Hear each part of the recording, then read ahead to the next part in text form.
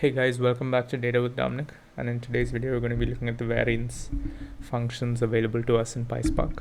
So let's dive into the demonstration. We have two functions, one is variance and one is var underscore pop, which is the population variance. These are the two functions available to us to calculate the variance of a numeric column of data. So let's dive into the demo. As you can see, what I've done so far is just read a CSV to a data frame and then display that data frame so you guys can get an idea of the data.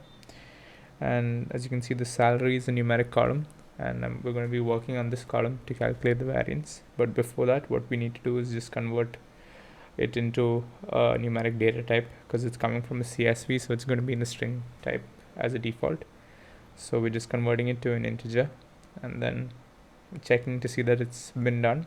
Once that's done, we can import both the functions, that is variance and variance population of varpop from PySpark.sql.functions, which is a necessary step, and then we can execute the functions. So how we do that is we can just do a data frame variable .select and then specify the variance, and then within the bracket specify the columns on which we want this variance function to be performed.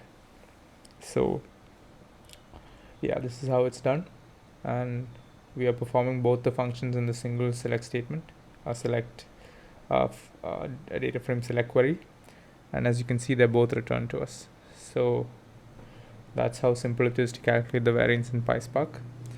Yeah, and for those of you who don't know, the variance is basically just the expectation of the squared deviation of a random variable from its mean or sample mean, right?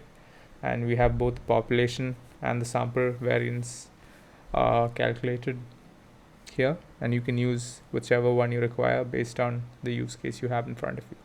So that's it for this video. Thank you guys for watching. Don't forget to like, subscribe, share, comment, hit the bell icon, and once again, thank you.